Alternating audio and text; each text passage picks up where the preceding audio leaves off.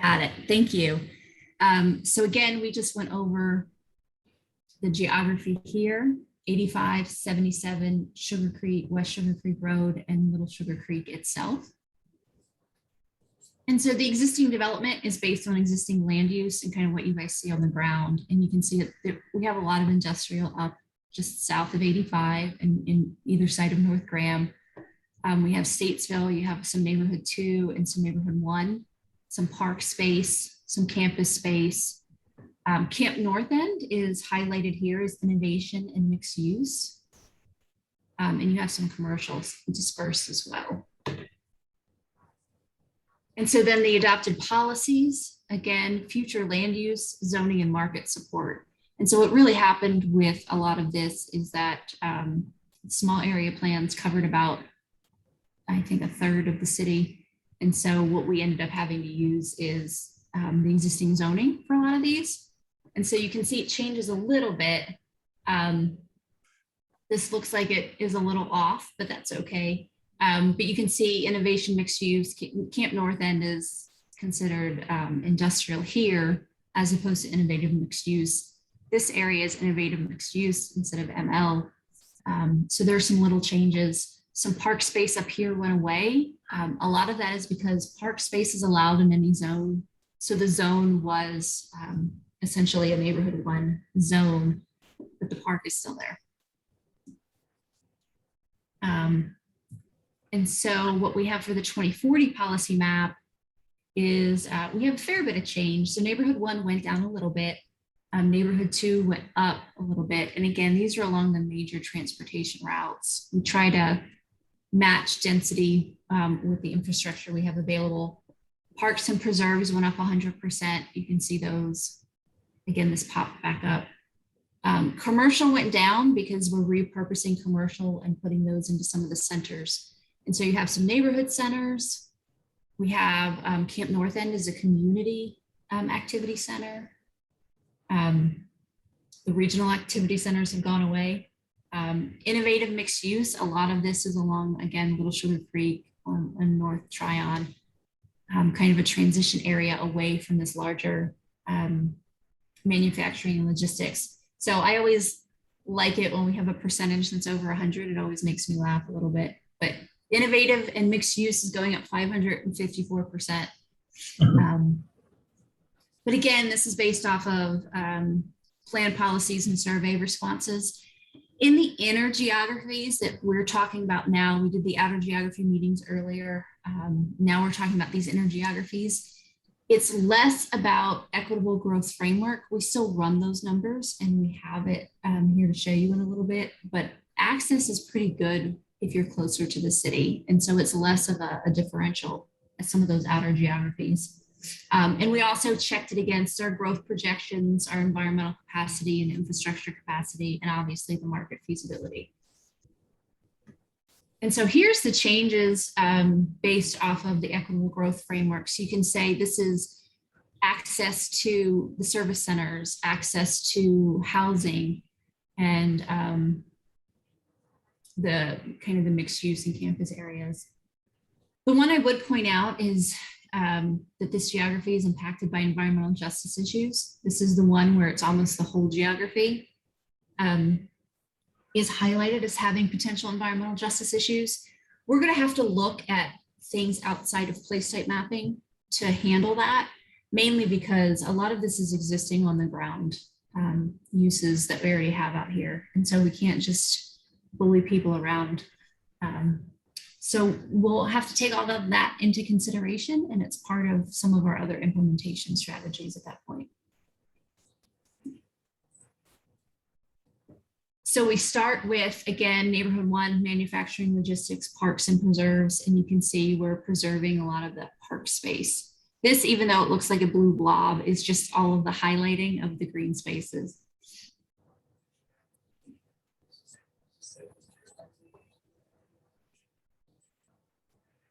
All right, so growth allocations for the north. Go ahead.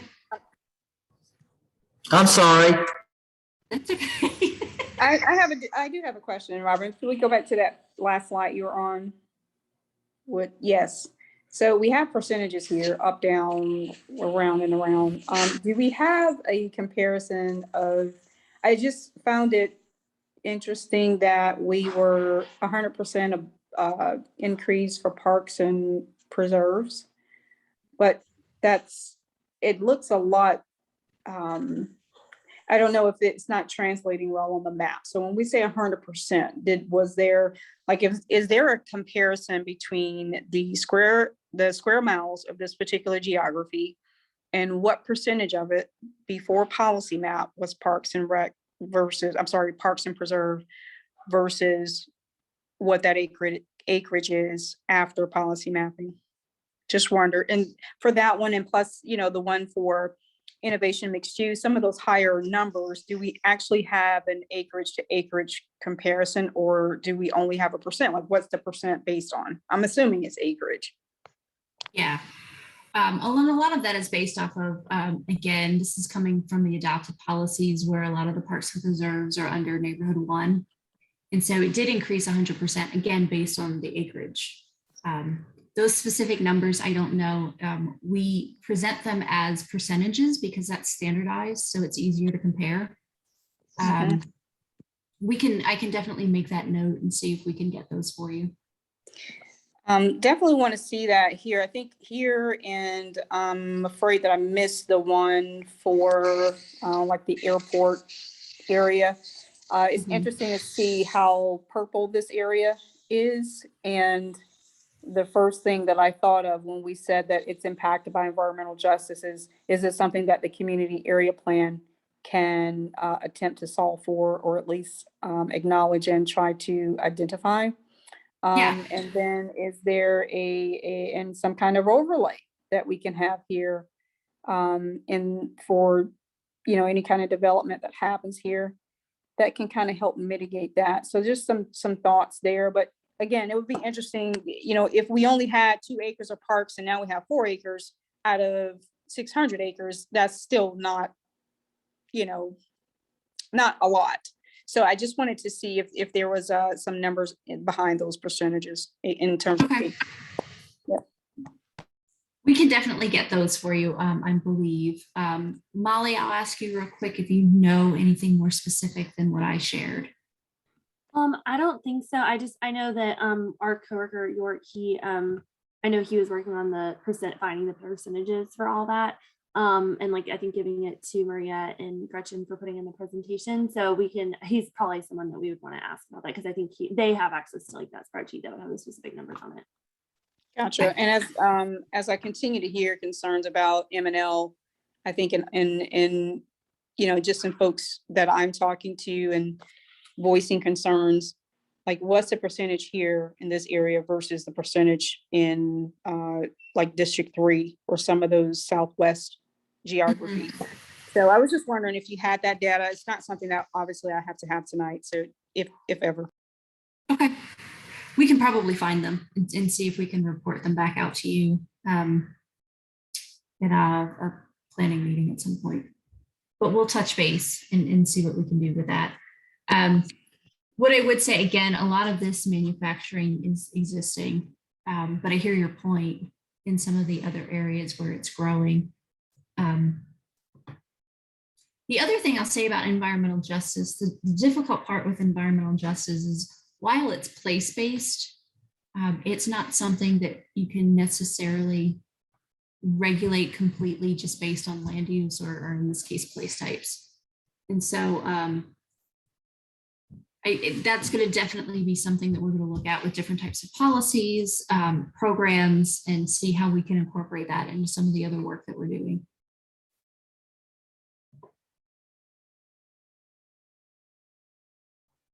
Okay, I'm going to go back here. Again, if you guys have any more questions, please just flag me. You guys have seen this before, but the housing growth allocation, this community planning area is only going to get about 1% of that. It is a pretty built out area already. And then for the job allocations, we're seeing about a 2% in this area.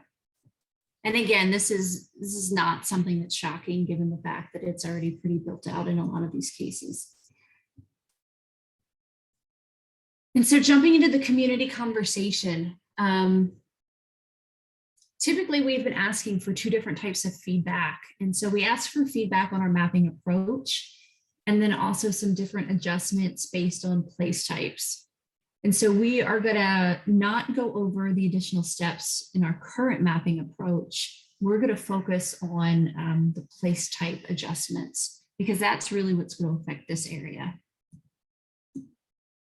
And so specifically, manufacturing logistics, we've gotten some feedback from economic development folks and things like that, that closer to uptown, some of the initial or existing manufacturing logistics sites could be converted to other uses, because the manufacturing industry is changing. And we just wanted to ask you guys, and I'll just say it for now, we don't have to open the poll unless we want to, but you guys can add in the chat or we can just talk about it. But in this particular geography especially, is it more important to preserve existing manufacturing logistics or to consider where we should repurpose these around here to better serve needs of this community? I think to the point that I made, or the comment that I made a little bit earlier about the amount, I think it's the M&L almost covered half of this particular geographic area. It will be interesting to kind of hear some feedback on that, because well, first of all, I will say that Camp North End is an awesome example of repurposing, and definitely would love to see more of that. So as we, I guess, continue to experience some transition of that type of development in that area, it would be nice to repurpose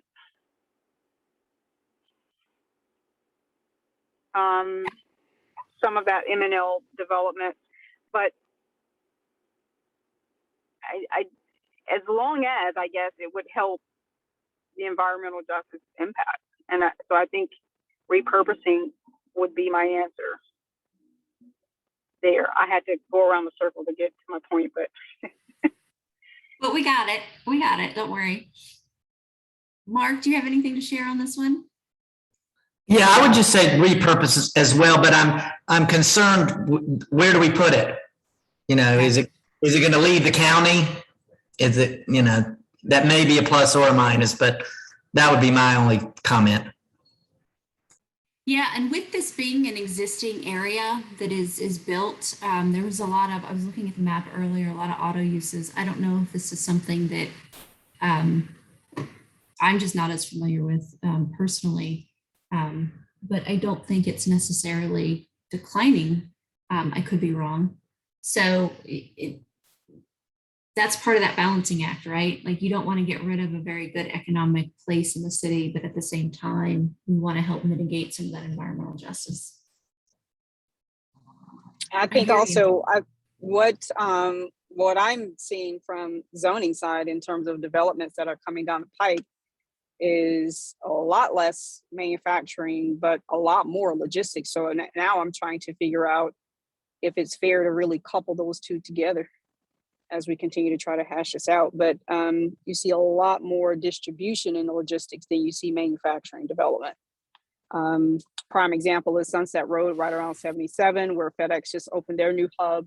So you have a lot of freight moving instead of manufacturing. So I just wonder if it's the best thing to do to continue to couple those together, because as I see some of the manufacturing kind of decline, businesses are moving out or figuring out ways to operate leaner and not having a need for these large, massive developments, and moving into smaller spaces that are more sporadically spread throughout the city. So again, this particular geography, you see some of that today. And then in its place, so to speak, you see Amazon hubs just spread out all around the city, as opposed to being concentrated in one area. excuse me, which is what you want to see in terms of those types of facilities. You want to kind of not have it concentrated in one particular geography. I think you hit on a really good point with that. And it's really that the industrial uses that we think of within the word industrial are different. A lot of it is going into that logistic kind of subsector within it. So it's really about making sure that the place type, even if it says manufacturing logistics, it's covering that those different types of uses are still treated similarly because of the needs that they have.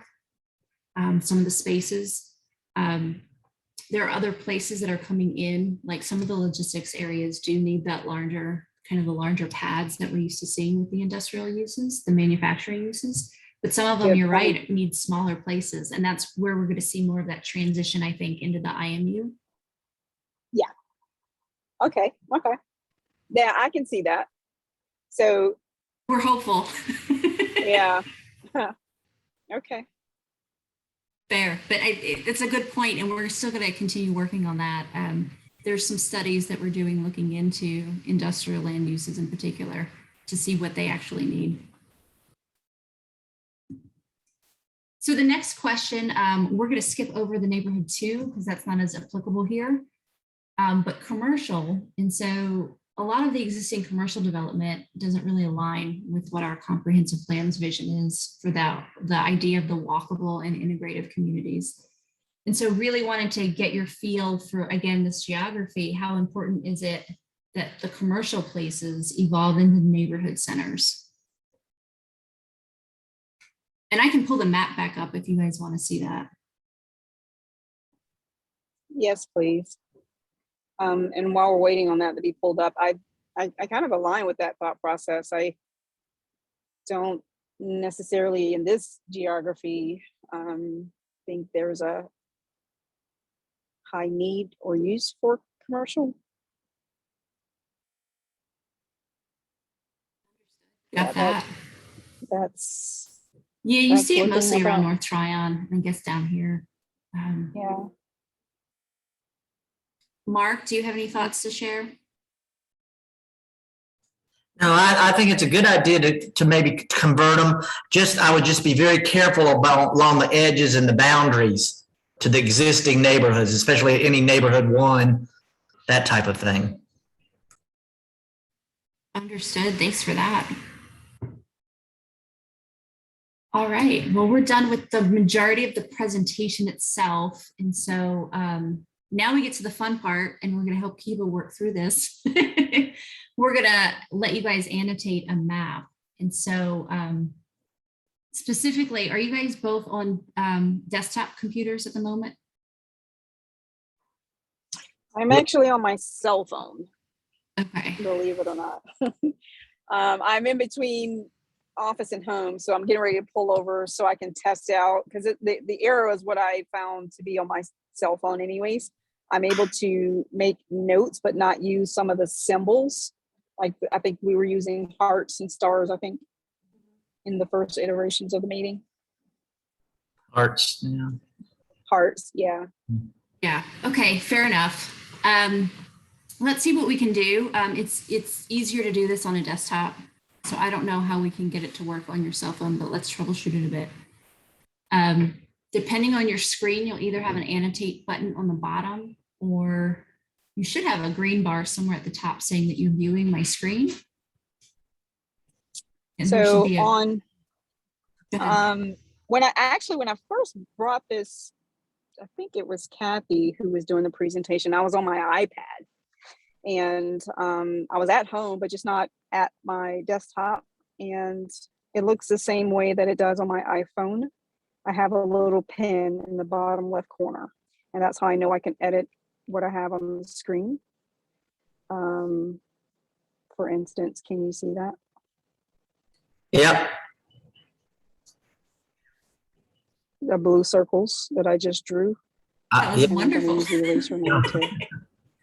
Yeah. Okay. So I have. You just can't get the stamp, is I that right? couldn't- Right, exactly. Okay. Well, we can use your squiggles. I'm okay with that. The hearts make us feel better when we see a bunch of hearts on a screen instead of a bunch of people that are angry about something. I'll just use question marks. No, I'm just teasing. You're doing this to me on purpose, Mark. Yeah, pretty much. All right, so I'm just going to leave this up here and let you guys just go ahead and annotate for a minute.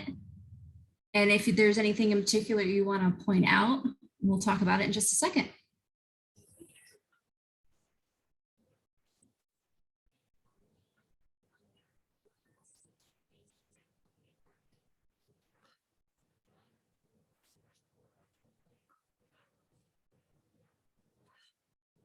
See, this is kind of what I'm talking about. It would help if the vacant areas had some sort of black line around them, because to me, it looks like all this down along North Tryon is vacant. Is that correct or incorrect? All this, I'll show you. Yeah, point it out. I'm not 100% sure what's vacant and what isn't, unless I'm driving through it. But if you can highlight it, that'd be great. Is that vacant? According to this map, it's highlighted for IMU. I don't know if if the existing use is a vacant use or not. Yeah, I think we are tried to not label things as vacant. Like we're trying to assign everything a place type. So even if it is vacant, it still is going to be assigned like a place type that it hopefully in the future it will be developed to be that place type. Yeah, to me, it just since we're trying to see if place types are appropriate in planning things, it would be important to know what's vacant and what's not around it. Just a thought.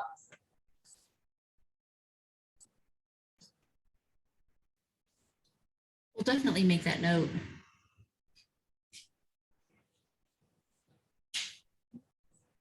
Kiva, I feel like every time you put something up, you erase what you previously put. Yeah, this is horrible.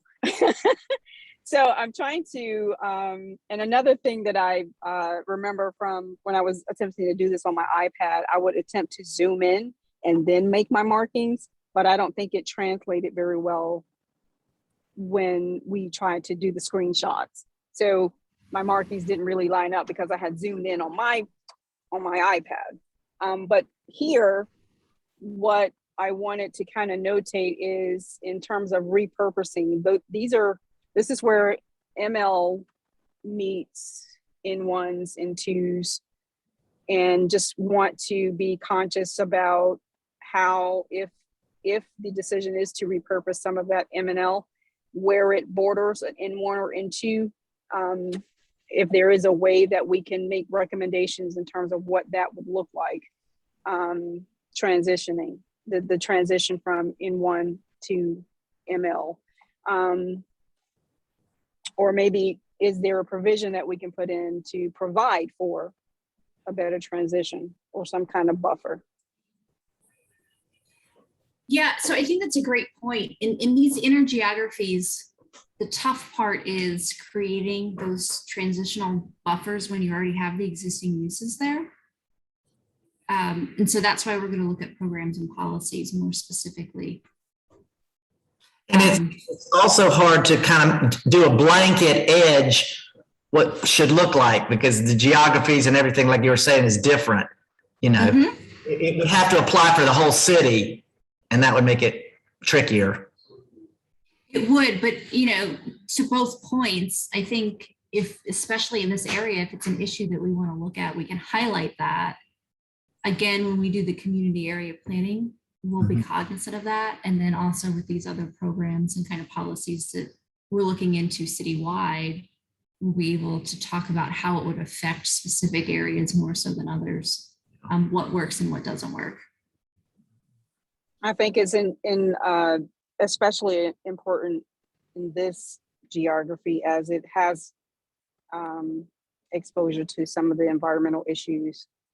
So again, just wanted to kind of highlight or at least express desire to have, I don't know how we can best tackle that. Like you said, maybe the community area plan would be the best direction to go in terms of addressing that. But just because this area does have the environmental justice issues, how we transition from ML to these N1s with redevelopment. It would be good to have some guidance somewhere in that area plan. Absolutely. Something that popped in my mind when we're talking about this. Would you think in the future that these same geographies will be, quote, new area plans? Is that kind of the way that we're thinking? Or would they Yes.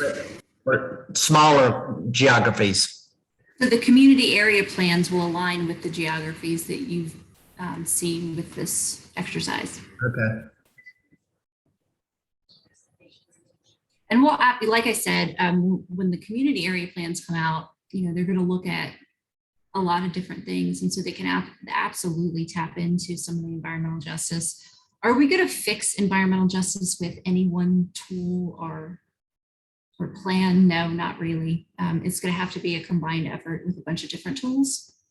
And that's just the nature of environmental justice issues. I think it's also important when we think about environmental justice, it took about 100 years of policy to create the problem that we see now. And so it's going to take more than, we're not going to find a magic wand. It's not going to be able to be done in a couple of years. But I think with a focused effort and a couple different tools that we can look into, we'll make some headway in there, hopefully fairly quickly.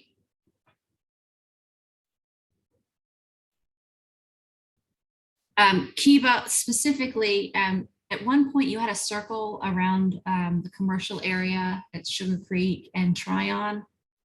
I just want to make sure that if you meant to talk about that or if that was. That was a wandering finger, probably. All right, fair enough. And so we're at the end of this, and I think we've covered those two areas that you guys wanted to talk about. So let me open it up. Are there any other things that you guys wanted to talk about, either specific to this geography or overall?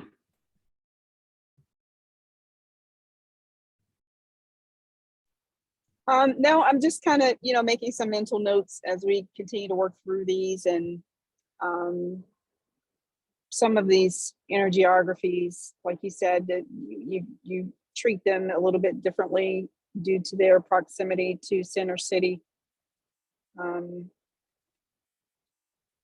As something that I hadn't considered. So thank you for adding that little caveat, that note there at the beginning of this. I just want to thank you ladies for going through this.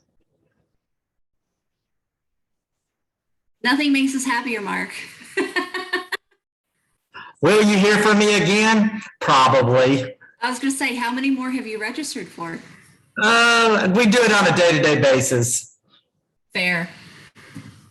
Our last thing to go over is our next steps. Again, you guys have both heard this numerous times, but the online comment application, if you guys need the link, Molly or Aaron can drop the link into the chat just to make sure you guys have that and can go add comments. But that's going to be open until November 14th. We're going to then go over the community feedback, and it's going to help us look at how we can revise the methodology citywide. And so you may see some changes. And some of the specific information we'll be looking at as well when we're reviewing the geographies. And so the second draft of this policy map is expected early 2022. And so with that, I will bid you guys adieu unless you guys want to stay on and keep me company. Get you some sleep for the next one. Thank you. Have a good evening, Mark. Bye-bye.